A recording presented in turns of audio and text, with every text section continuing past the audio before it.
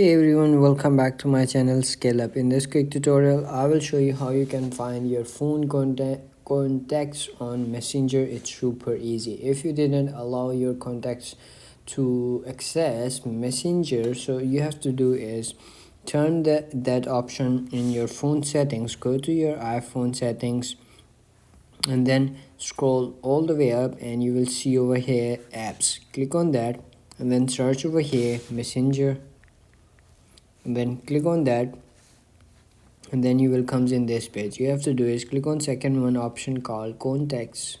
So once you click on this full access, and it's going to be access to your all the contents, the Messenger. And then once you have done this, you have to go back to your Messenger and then logged into your account and search over here your friends on the top. Like you have to simply search over here your friend names. They will pop up over here in the search history.